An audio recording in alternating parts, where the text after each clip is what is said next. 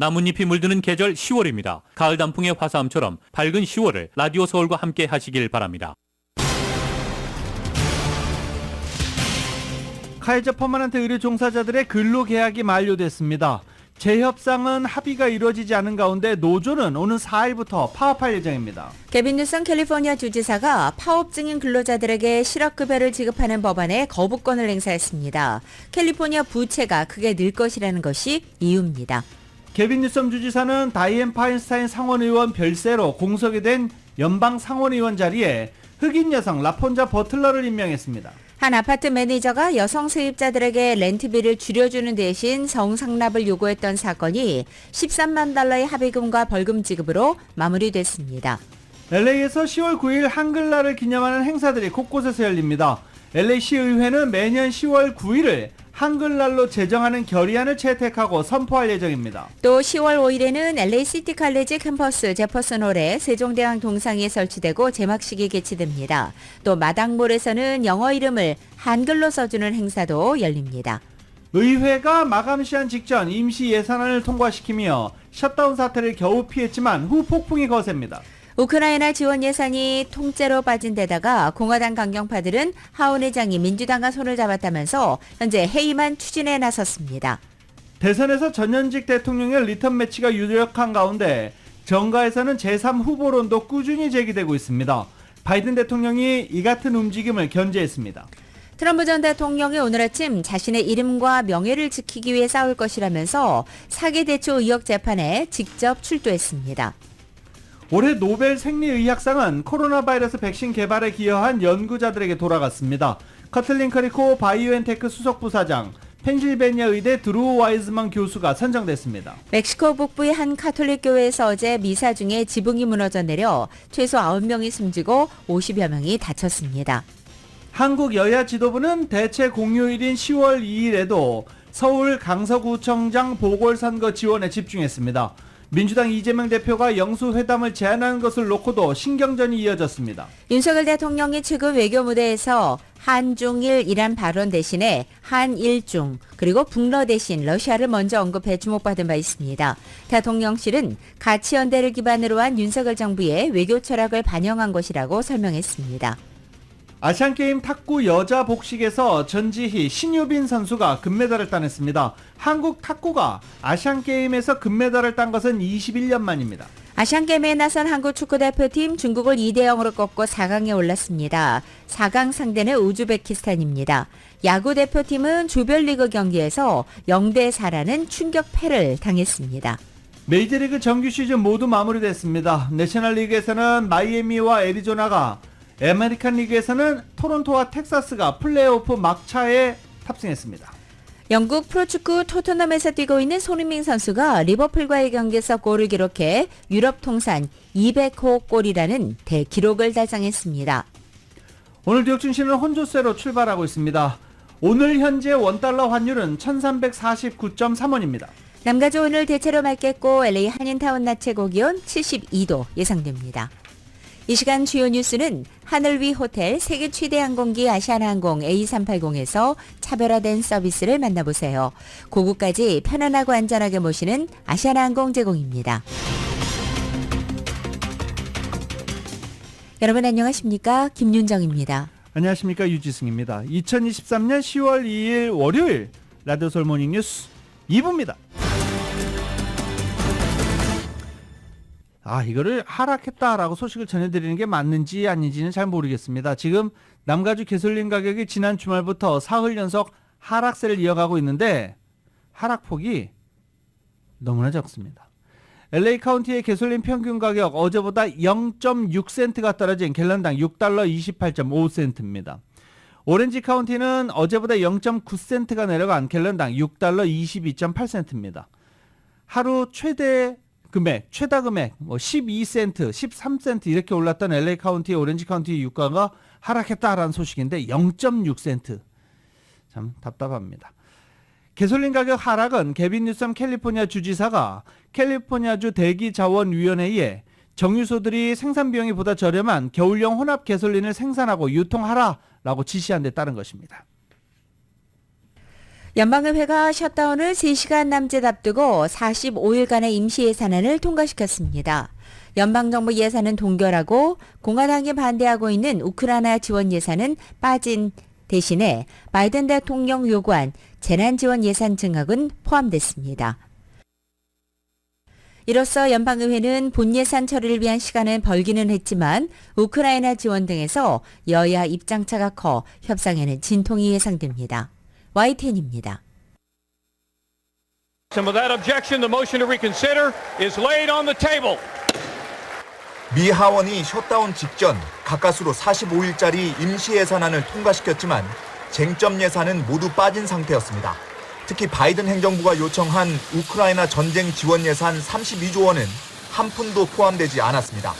조 바이든 대통령은 우크라이나 지원 약속은 반드시 지켜져야 한다고 강조했습니다. Support helping Ukraine and the brutal aggression that's being thrust upon them by Russia.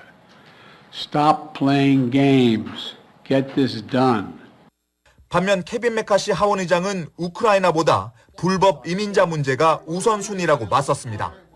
But the American border matters, and more Americans are dying on our border than Americans are dying in Ukraine. 공화당 강경파는 자당 소속인 메카시 하원 의장에 대한 해임안을 이번 주 추진하겠다고 예고했습니다. 애초 공화당 내 반대가 많았던 임시 예산안을 민주당과 야합해서 처리한 게 문제였다는 겁니다. 실제로 공화당에서 40% 넘게 반대한 예산안은 민주당 99%가 찬성했습니다. If all the American people see is that it is a uniparty that governs them and that it is always the Biden, McCarthy, Jeffries government that makes dispositive decisions on spending. 메카시는 지난 1월 하원 의장 선출 과정에서 의장 해임안을 의원 혼자서도 상정할 수 있도록 양보했습니다. 미국 언론들은 하원 의장 해임 결의는 100년 만에 처음 있는 일이라며 결국 또 민주당이 메카시의 생사 여부를 결정짓게 되는 얄궂은 상황이 벌어질 것으로 전망했습니다. 워싱턴에서 YTN 권중기입니다. 게빈 뉴섬 캘리포니아 주지사가 다이앤 팔스타인 상원의원의 별세로 공석이 된 연방 상원의원 자리에 흑인 여성 라폰자 버틀러를 지명했습니다. 이로써 뉴섬 주지사는 파인스타인 상원의원 자리가 공석이 될 경우 흑인 여성을 지명하겠다는 약속을 이행했습니다. 뉴섬 주지사의 지명을 받은 라폰자 버틀러는 민주당 전략가이자 2020년 대선 캠페인 당시 카말라 해리스 부통령 후보 캠페인 고문으로 활약한 인물입니다.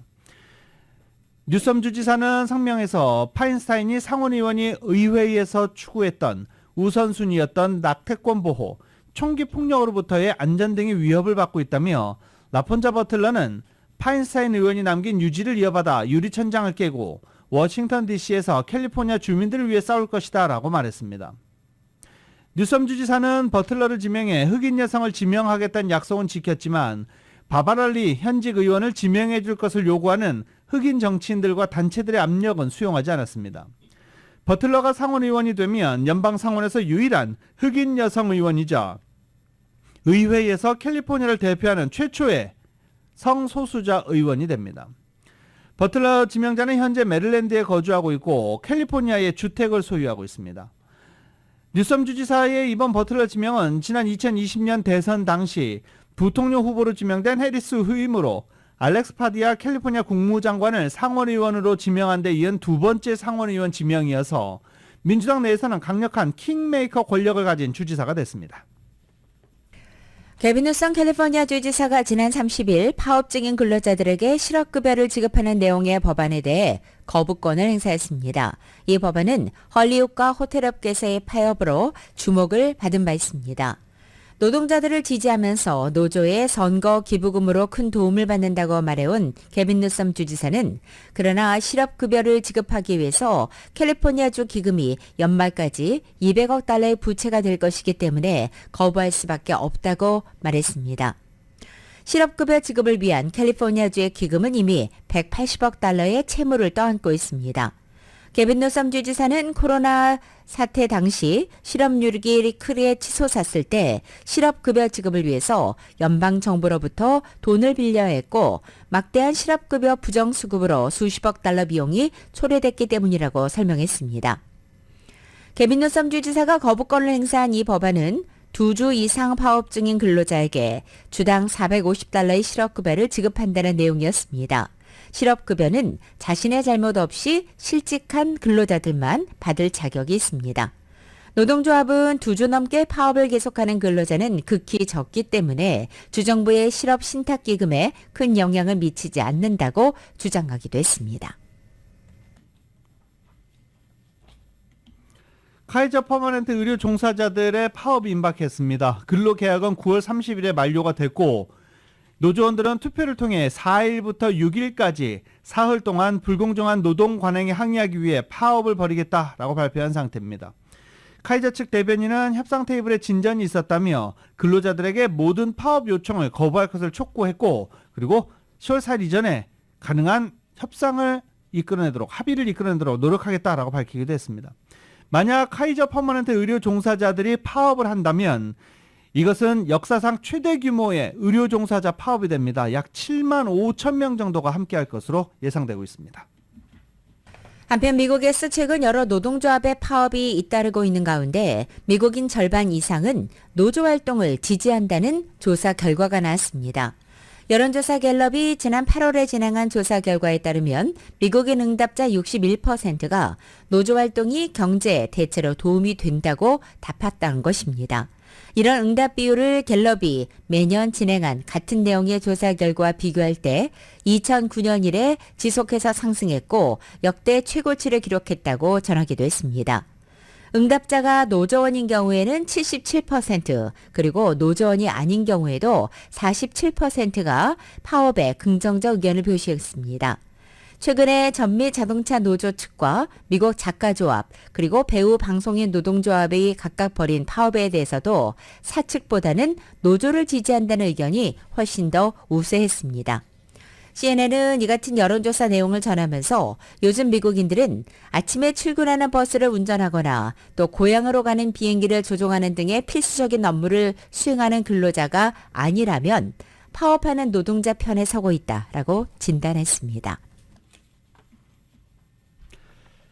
2023년 노벨 생리의학상은 이 mRNA 코로나 바이러스 백신을 개발한 커틀린 커리코 헝가리 세게드 대학 교수와 펜실베니아 대학 드루 와이즈만 교수에게 돌아갔습니다. 이 두 연구자의 꾸준한 연구 성과가 코로나 바이러스 백신 개발로 이어진 공로를 인정받았다는 게 경쟁자들의 평가입니다.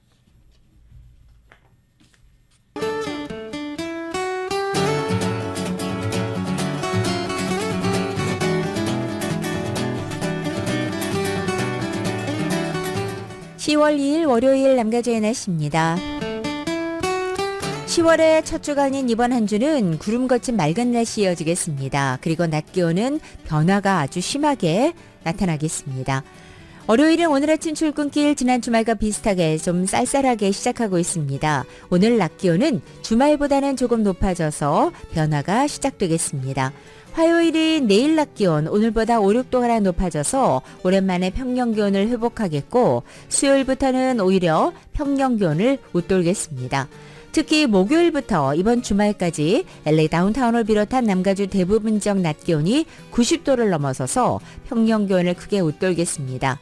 이렇게 이번 한 주간은 늦가을로 시작해 한여름 기온까지 큰 변화가 나타나겠습니다. 환절기 건강관리에 각별히 유의하시기 바랍니다.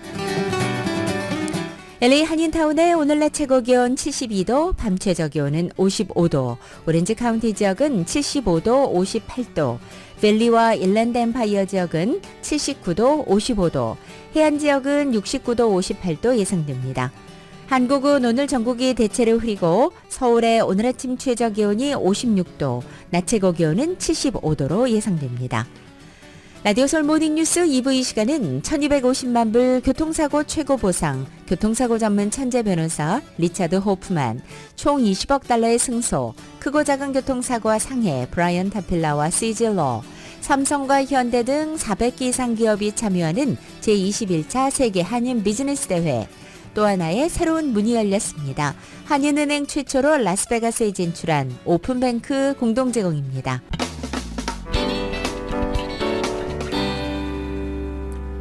라디오 서울 모닝뉴스 함께하고 계십니다. 시티 컬리지 LACC라고 하지요. 로스앤젤레스 시와 LA 시티 컬리지가 한글날 기념 행사를 합니다. LACC는 캠퍼스 내 제퍼슨홀에서 공립대로는 처음으로 세종대왕 동상을 제퍼슨홀 광장 입구에 설치하고 제막식을 연다라고 밝혔습니다. 제막과 함께 한국어반 수강생과 교직원들 대상으로 세종대왕을 알린다는 계획입니다.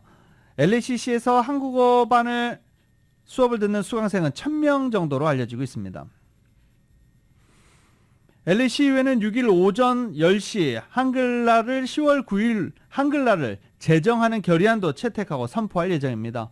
이 결의안 시의회 통과는 한인시의원 잔리 시의원이 추진했습니다. 이렇게 되면 LA시는 매년 10월 9일을 한글날로 기념하게 됩니다. 이런 가운데 LA 총영사관이 어제 한미동맹 70주년과 미주 한인연민 120주년을 맞아 LA 주재 한국 공공기관들과 함께 10월 한 달간 한국의 날 행사를 곳곳에서 개최한다고 발표했습니다. 올해는 특히 정치, 경제, 문화 등 다양한 측면에서 한국의 모습을 보여줄 수 있는 프로그램으로 다채롭게 구성했다고 전했습니다. 먼저 개천절을 기념해 총영사 관저에서 열리는 국경일 리셉션을 시작으로 5월부터 8일은 한미동맹 70주년을 기념하는 특별 조명이 윌셔 그랜드 센터에서 불을 밝히게 됩니다. 또 7일은 LA 한국교육원 한국어진흥재단과 함께 한글날을 기념하는 한글 이름 붓글씨 행사를 한인타운 마당몰에서 개최하고 13일부터 27일은 LA 한국문화원과 함께 한국의 금속알짜 유산을 선보이는 직지 특별전도 개최됩니다. 또 랜드 연구소의 공동 주체로 한미동맹 70주년 기념 컨퍼런스와 미국 세계문제위원회 오렌지 카운티 지부 등과 함께하는 한미동맹 70주년 기념 세미나도 20일과 24일 각각 진행됩니다. 그리고 12일부터 15일은 올해로 50회를 맞는 LA 한인축제가 한인타운 서울국제공원에서 연이어 펼쳐집니다. 10월 1일부터 LA 카운티에서 절도범을 비롯한 비폭력, 경범죄 용의자에게 보석금을 책정하지 않고 풀어주는 제로베일 정책이 시행됐습니다. 이런 가운데 12개 도시들이 제로베일 정책 시행을 중단하라는 소송을 제기했습니다. LA 카운티 내 12개 도시가 1일부터 적용된 제로베일 정책을 막기 위해 카운티 법원에 소송을 제기한 것인데요. 12개 도시는 알케디아, 알테시아, 코비나, 다우니, 글렌도라, 인더스트리, 레이크우드, 라번, 팜데일, 산타페 스프링스, 버논, 위티어 등입니다. 조 빈타리 위티어 시장은 제로베일 정책은 LA 카운티 지역의 치안을 위협하는 정책이라고 강하게 비판했고 게리 보이어 글렌도라 시장도 소송을 통해 제로베일 정책을 뒤집거나 최소한 중단해 제로베일 정책 시행이 과연 옳은 것인가 다시 살펴볼 시간을 가져야 한다라고 주장했습니다. 욜로 카운티의 제프 라이지 검사장은 2023년 한 연구에 따르면 제로베일 정책은 캘리포니아주에서 163% 범죄를 증가시키고 200%의 폭력 범죄를 증가시켰다며 LA 카운티 당국은 해당 연구 결과를 무시하고 지역 치안을 위협하는 제로베일 정책을 시행시켰다며 강하게 비판했습니다. LA 한인타운 아파트 매니저가 여성 세입자들에게 렌트 비용을 깎아주는 대신 잠자리를 요구했다가 소송으로 비화된 케이스가 끝내 마무리되게 됐습니다. 자세한 소식 이은 기자가 설명해 드립니다. 한인타운에 위치한 한 아파트 매니저가 여성 세입자들을 상대로 렌트비를 받지 않는 대신 잠자리를 요구했다 아파트 건물주와 매니저가 소송을 당한 가운데 29일 법무부는 원고와 피고 양측의 합의를 이끌어냈다고 밝혔습니다.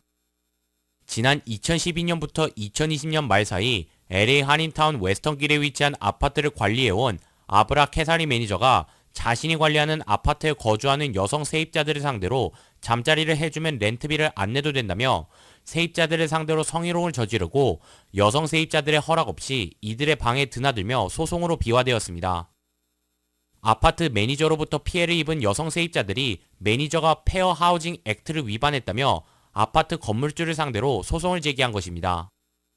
건물주인 M&F 디벨로먼트 측은 캐사리 매니저로부터 피해를 입은 여성 세입자들에게 합의금을 12만 달러를 지급하고 법원에 $10,000의 벌금 등 총 13만 달러를 내고 케이스를 마무리하기로 한 것입니다. 아브라함 케사리 매니저는 이번 사건으로 앞으로 아파트 같은 거주 공간에서 매니저로 일하는 것이 금지되었습니다. 양측이 이른 합의사항에는 추후 유사한 성희롱 피해가 발생했을 경우 처벌과 함께 벌금을 부과하는 내용 또한 포함되었습니다. 이번 케이스를 담당한 판사는 성명을 통해 여성 세입자들을 겨냥한 성희롱은 용납될 수 없는 일이라고 밝혔습니다. 이번 사건을 계기로 건물주와 건물 매니저들이 세입자들에게 부당한 행위를 삼가하도록 주의를 할 것을 강조했습니다. 라디오 서울 뉴스 이은입니다. 산모들의 평균 출산 연령이 지속적으로 높아지고 있는 것으로 나타났습니다. 한인 산모들의 출산 연령도 인종별로도 가장 높은 것으로 조사됐습니다. 연방질병통제예방센터 자료에 따르면 2022년 출산한 전국의 한인 산모 평균 연령은 34.38세로 지난 2021년과 비교해 높아졌다라는 것입니다. 미주 한인 산모들의 평균 출산 연령은 타인종에 비해서도 높은 것으로 나타났습니다. 평균 연령이 높은 만큼 고령 출산도 많은 것으로 집계됐습니다. 한인들의 출산 평균 연령 증가는 늦은 결혼, 경제적 문제, 관련 의학 발달 등이 주 원인으로 추정됐습니다.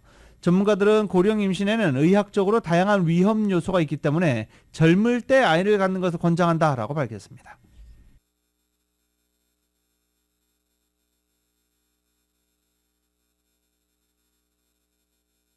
팝스타 비욘세와 마돈나를 고객으로 둔 것으로 알려져 있는 유명 한인 디자이너가 자신이 해고한 직원에게 인종차별을 이유로 소송을 당했습니다. 뉴욕포스트는 어제 뉴욕의 디자이너인 유지니아 김 씨에게 해고당한 브리지트 세나가 뉴욕 법원에 민사소송을 냈다고 보도한 것입니다. 원고인 세나는 테니스 패션 라인 런칭을 준비하는 과정에서 김 씨에게 부당 대우를 받았고 결국 해고를 당했다고 주장했습니다. 테니스 패션 광고와 관련해서 플러스 사이즈 흑인 모델을 기용하겠다는 자신이 뜻을 밝혔고 김 씨는 분노했다는 것입니다. 김 씨는 세레나 윌리엄스를 제외하고 흑인이 테니스를 친다는 사실을 상상할 수 없다며 흑인 모델을 기용하지 않겠다고 말했다는 것입니다. 김 씨는 새로운 패션 라인 홍보를 위해서는 다양성을 확보해야 한다는 원고 측 반론에 대해 테니스는 마른 금발백인이 하는 운동이라고 일축한 것으로도 전해졌습니다. 한인 2세인 김 씨는 독특한 모자 디자인으로 뉴욕 패션계에서 유명해진 디자이너입니다. 김 씨의 디자인 회사 측은 소수인종 여성이 경영하는 우리 회사는 인종과 성, 종교까지 어떤 차별도 하지 않는다는 입장을 밝혔습니다.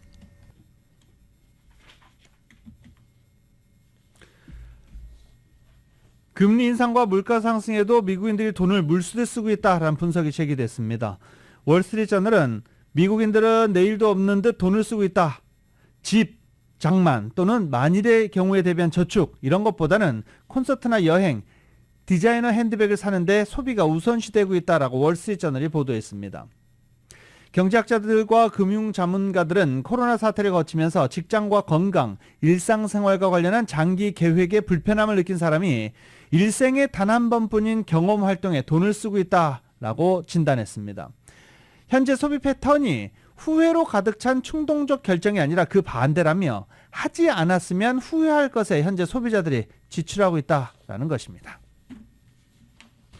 오렌지 카운티의 비영리기관 굿핸즈 파운데이션이 내년 2월부터 시작되는 연방국세청 IRS 주관 저소득층과 시니어를 위한 무료 개인 세금 보고서를 대행할 자원봉사자와 일반인을 대상으로 교육을 실시합니다.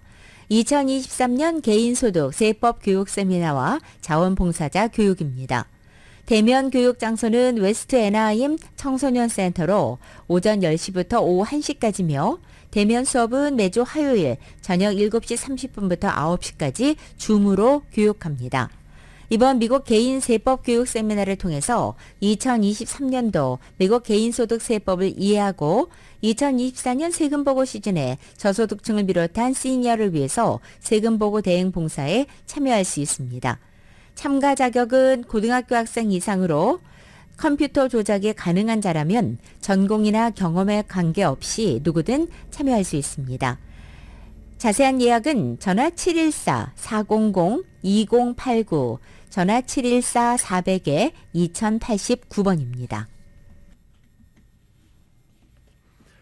최근 출시된 아이폰 15 시리즈 고급 모델에 일부 문제점이 제기되는 것과 관련해 애플이 주말에 이례적으로 입장을 내고 소비자 불안 해소에 나섰습니다.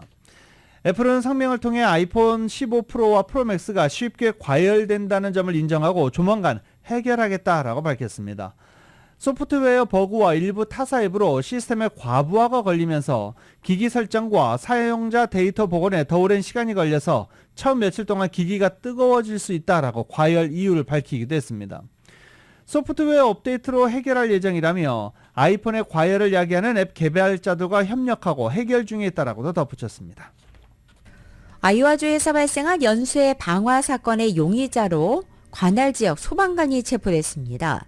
어제 아이오와 그룬디 카운티 보안관실에 따르면 경찰은 지난 4월 지역에서 벌어진 일련의 방화 의심 화재에 대해 조사에 착수했고 화재는 대부분 배수로 인근에서 발생해서 일부는 인근 옥수수 밭으로 번진 바 있습니다. 또 버려진 건물 내에서 불이 나는 사건도 잇따라서 경찰은 방화 가능성에 무게를 두고 수사를 한 것입니다. 수사 결과 경찰은 지난 28일 관할 지역 소방서에서 근무하는 소방관 60살의 캔들 유진 로드스를 2급 방화 혐의 13건과 무분별한 화기나 폭발물 사용 혐의 1건으로 체포했다고 발표했습니다. 로드스는 이 소방서에서 지난 6년간 일해왔고 본인이 불을 낸 뒤 소방서로 다시 돌아가 소방대와 함께 겨당 현장에 출동한 것으로도 알려졌습니다. 경찰은 현재 로드스의 범행 동기에 대해서는 아직 밝히지 않았습니다.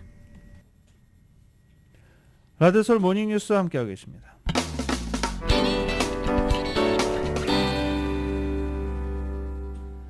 라디오서울 모닝뉴스와 함께하고 계십니다. 트럼프 전 대통령이 사기 대출 의혹 민사 재판에 직접 출석했습니다. 트럼프 전 대통령은 자신을 향한 의혹을 두고 부패한 뉴욕주 검찰총장에 의한 마녀 사냥이다라고 주장했습니다. 그러면서 법정 안으로 들어갔습니다. 반면 레티샤 제임스 뉴욕주 법무장관 겸 검찰총장은 트럼프 전 대통령의 사기 행각이 법원에서 이미 인정됐다며 아무도 법 위에 설 수 없다라고 반박했습니다. 트럼프 전 대통령은 맨해튼 지방법원에 출석해 법정에 들어가기 전 취재진들과 만나서 이 시대 최대의 마녀 사냥이 지속되고 있다며 불량 판사가 자산의 실제 가치 중 일부만 인정한 채 결정을 내렸다라고 말했습니다. 그는 인종차별주의자인 제임스 장관이 뉴욕 주지사에 출마하기 위해 자신을 이용하고 있다며 이번 사건을 두고 사기이자 엉터리라고 주장했습니다. 트럼프 전 대통령은 나는 위대한 회사를 만들었다며 내 회사는 세계 곳곳에 엄청난 부동산 자산을 보유하고 있는데 지금 불량 판사 앞에 서야 한다라고 말했습니다. 또 트럼프의 가치를 브랜드 가치를 코카콜라 브랜드 가치에 빗대면서 나는 내 최고의 자산인 브랜드를 장부에 반영하지도 않았다며 판사가 모든 것을 저평가하고 있다라고 자산 부풀리기 의혹을 모두 반박했습니다. 한편 소송을 제기한 제임스 뉴욕주 장관은 재판 시작 전 회견에서 트럼프 전 대통령과 공동 피고인들은 지속적이고 반복적으로 사기 행각을 벌였다며 법원이 지난주 약식 재판에서 이를 입증했다라고 말했습니다. 이어 아무리 권력이 강해도 아무리 돈이 많아도 아무도 법 위에 설 수는 없다라고 강조했습니다. 지지율 부진에서 벗어나지 못하고 있는 공화당 대선 경선 후보인 론 드샌티스 플로리다 주지사가 도널드 트럼프 전 대통령의 러닝메이트로 뛸 가능성을 일축했습니다. 드샌티스 주지사는 어제 팍스뉴스와 인터뷰에서 트럼프 전 대통령이 러닝메이트로 부통령 출마를 제안할 경우 받아들이겠느냐라는 사회자의 질문에 아니다, 나는 대통령 후보로 출마할 것이라고 단언한 것입니다. 우리는 2번의 임기를 채울 수 있는 후보를 필요로 한다면서 우리는 조지아와 아리조나 같이 트럼프 전 대통령이 패배했거나 패배할 지역에서 이길 수 있는 후보가 필요하다고 강조했습니다.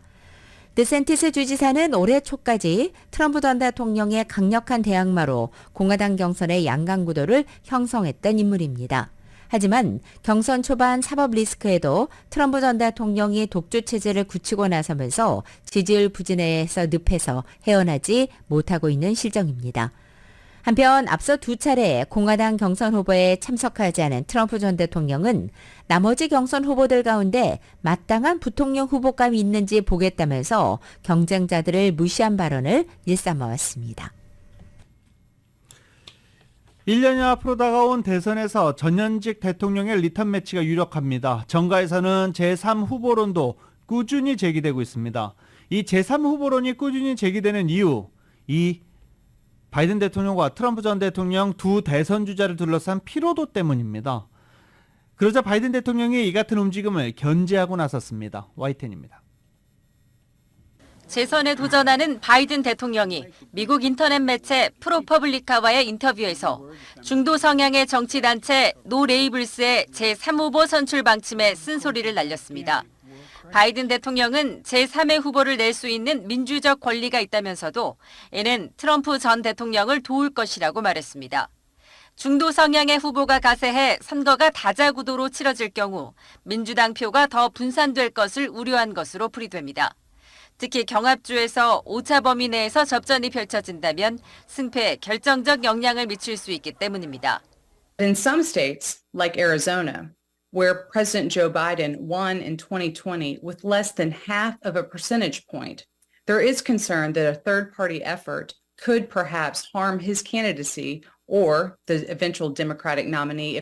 노 레이블스는 그러나 바이든 대통령과 트럼프 전 대통령이 양당 후보로 최종 확정되면 대안 후보를 내겠다고 공언했습니다. 각각의 리스크를 안고 있는 전현직 대통령의 리턴 매치에 미국 유권자들의 피로도가 높기 때문입니다. 제3의 후보로는 조 맨친 상원의원과 존 허츠먼 전 유타 주지사, 한국계 사위로 친숙한 레리 호건 전 메릴랜드 주지사 등이 거론됩니다. 이 밖에도 민주당 대선 후보 경선 주자인 로버트 케네디 주니어는 오는 9일 중대 발표를 하겠다며 무소속 출마를 시사했습니다. I understand the deeply felt concern that people have about the way corruption has overtaken our government. It's in the executive branch, it's in Congress, it's in the leadership of both political parties. 최근 MBC 방송의 다자가상 대결에서는 바이든 대통령이 트럼프 전 대통령에 뒤지는 것으로 나타났습니다. 미국의 정치 지형을 고려하면 제3의 후보가 실제 당선될 가능성은 낮지만 판세를 바꾸는 변수가 될 수 있어 제3의 후보 출연에 양당 모두 촉각을 곤두세우고 있습니다. YTN 최영주입니다. 멕시코 북부의 한 카톨릭 교회에서 어제 미사 중 지붕이 무너져 내려서 최소 9명이 숨졌습니다. 경찰은 당시 교회 안에 약 100명이 있었다고 설명했습니다. 이날 사고로 지금까지 어린이 3명을 포함해 최소 9명이 사망했고 부상자는 약 50명으로 파악됐으며 이 부상자 가운데는 4개월 된 아기 1명과 5살 어린이 3명, 9살 어린이 2명이 포함되어 있습니다. 어제 당시 성당에서 세례식이 열릴 예정이기 때문에 어린이 피해자가 많이 발생한 것으로 보인다고 AP는 전했습니다.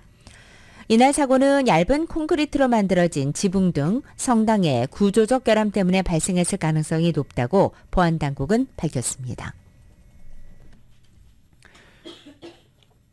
튀르키예 의회의 개원을 몇 시간 앞두고 수도 앙칼라 도심에서 폭탄 테러가 일어났습니다. 다행히 민간인 희생은 없었지만 용의자 2명은 현장에서 사망했습니다. YTN입니다. 아침 시간 의회와 정부 청사가 모여있는 앙카라 도심. 내무부 보안총국 앞 도로에 소형차 한 대가 멈춥니다. 곧이어 남성 한 명이 내려 입구 쪽으로 걸어가자마자 폭발이 일어납니다. 엄청난 연기와 함께 커다란 폭발음이 온 도시를 놀라게 합니다. 휴가를 마친 튀르키예 의회가 다시 열리기 몇 시간 전에 일어난 폭탄 테러입니다. 다행히 폭발로 인한 민간인 피해는 없었습니다. 용의자 한 명은 폭발 현장에서 숨졌고 나머지 한 명도 경찰이 쏜 총에 맞아 사망했습니다. 사고 현장에는 군과 경찰, 폭발물 처리반이 투입됐고 영상과 사진의 온라인 게시도 통제됐습니다. 예정됐던 에르도안 대통령의 의회 연설은 강행됐습니다. 폭발이 일어난 뒤 쿠르드 분리주의 세력인 쿠르드 노동자당은 불멸 여단 소속 부대의 희생작전이라며 자신들의 소행임을 주장했습니다. 지난 1984년부터 분리주의 무장투쟁을 시작한 쿠르드 노동자당은 튀르키예뿐 아니라 미국과 유럽연합에서도 테러 조직으로 지정됐습니다. YTN 유재복입니다. 러시아 크렘린궁은 미국과 유럽에서 우크라이나 사태에 대한 피로감이 더 커져 분열에 빠질 것으로 예상한다고 밝혔습니다. 드미트리 페스코프 크렘린궁 대변인은 현지 시간으로 2일 브리핑에서 미국 연방의회가 우크라이나 지원 예산을 제외한 채 임시 예산안을 처리한 것과 관련해 이같이 논평한 것입니다. 우크라이나 정권에 대한 터무니없는 재정 지원으로 인한 피로감이 미국을 포함한 여러 나라들에서 더 커질 것이고 이 피로감은 정치권의 분열을 일으키고 논란을 키울 것이다 라고 예상한 것입니다. 서방에 맞서 다극세계 구축을 추구하는 러시아가 라틴 아메리카 협력 강화에 나섭니다. 모스크바에서 제1회 러시아 라틴 아메리카 국제회의 컨퍼런스가 열린 것입니다. 러시아가 올해 처음 개최한 이 회의를 연례 행사로 확대해 러시아와 라틴 아메리카 협력을 강화하는 원동력으로 삼겠다는 방침입니다. 러시아는 라틴 아메리카 국가들의 신흥경제국 협의체 브릭스 가입을 적극 권장하고 있습니다.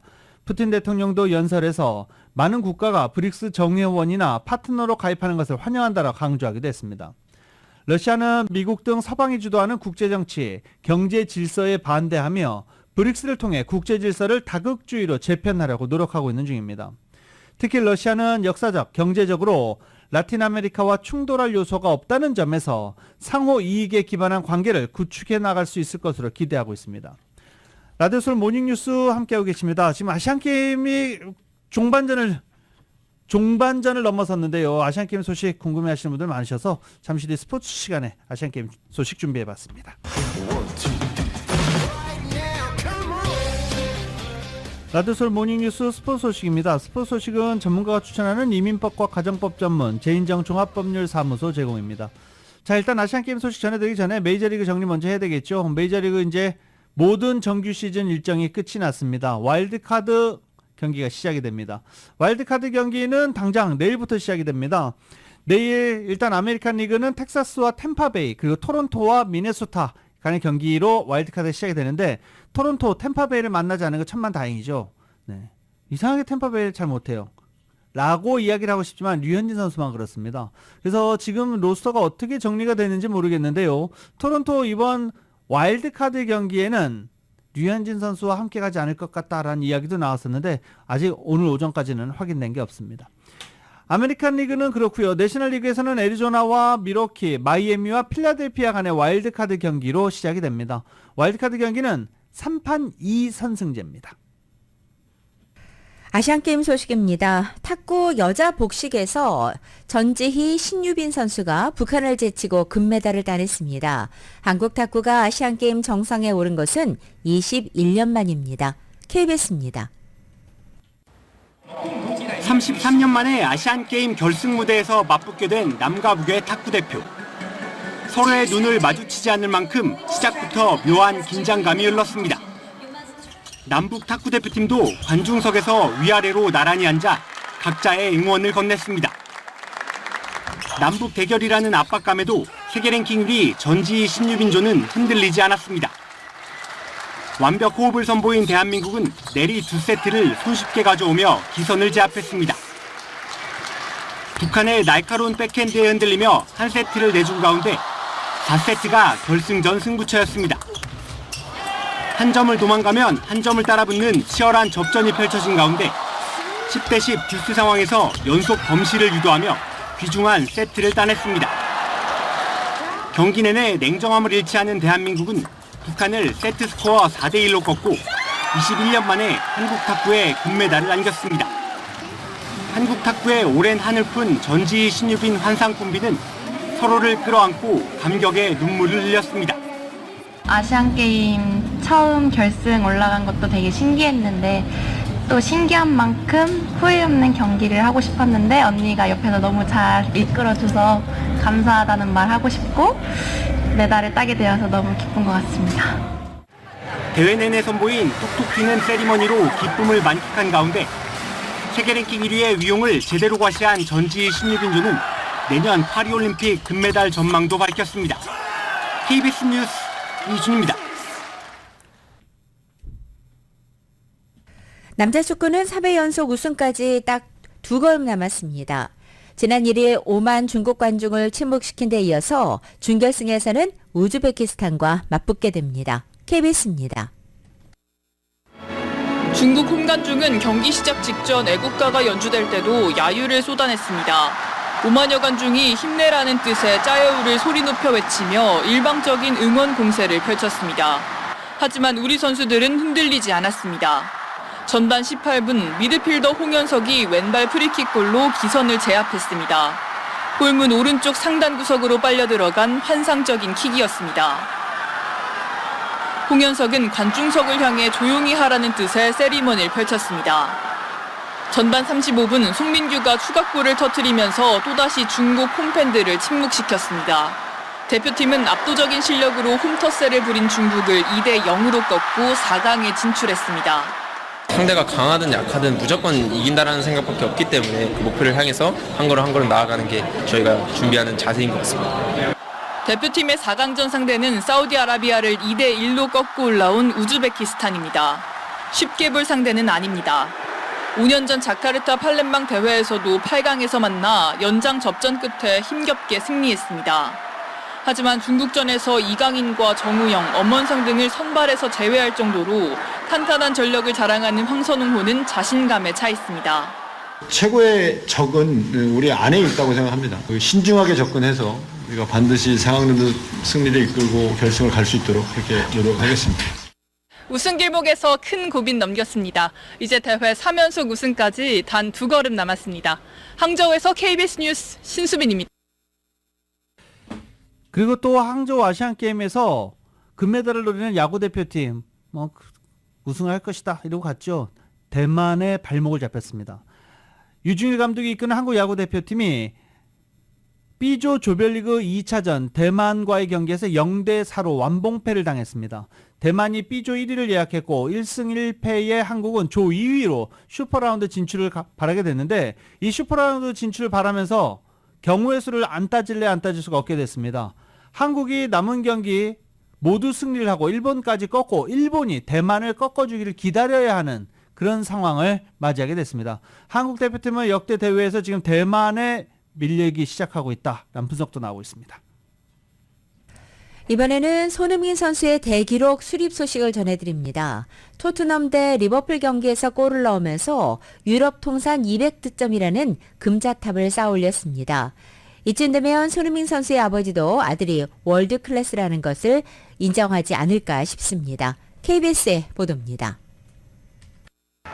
유럽 통산 200득점까지 단 한 골만 남겨둔 손흥민은 단 한 번의 터치만으로 대기록을 완성했습니다. 전반 36분 손흥민은 히샬리송의 패스를 논스톱 슈팅으로 밀어넣으며 시즌 6호 골이자 유럽 통산 200호 골 금자탑을 쌓아 올리는 데 성공했습니다. 지난 2010년 만 18세의 나이로 독일 함부르크에서 유럽 무대 첫 골을 터뜨렸던 유망주 손흥민은 14시즌 만에 200득점을 돌파한 월드클래스 공격수로 성장해 유럽 축구사에 이름 3글자를 당당히 남기게 됐습니다.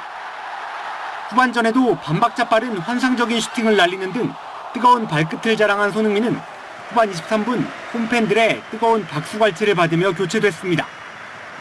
토트넘은 2명이나 퇴장당하며 9명이 싸운 리버풀을 끝까지 밀어붙인 가운데 경기 종료 직전 터진 상대의 자책골로 귀중한 승리를 챙겼습니다. But he led from the front again. He was the one that sort of was doing the pressing and instigating, the defensive pressure we put on Liverpool, and got his goal as well. So again, a great captain's effort. 이번 시즌 황소 본능을 제대로 뽐내고 있는 울버햄튼의 황희찬은 프리미어리그 최강 맨시티마저 침몰시켰습니다. 1대1로 팽팽한 승부가 이어지던 후반 21분 황희찬은 끈질긴 연속 슈팅으로 결승골을 터뜨리며 맨시티에 시즌 첫 패를 안겼습니다. 황희찬은 자신의 이름을 몰라 코리안 가이로 언급했던 맨시티 과르디올라 감독에게도 이름 3글자를 제대로 각인시켰습니다. From Juan or Cunha or Neto, they had the ability to keep it and drive and dribble and drop you, and they are so strong. It's a fantastic. 손흥민과 황희찬은 리그 득점 2위, 4위에 나란히 이름을 올리는 등 시즌 초반 코리안 듀오의 활약이 프리미어리그를 뒤흔들고 있습니다.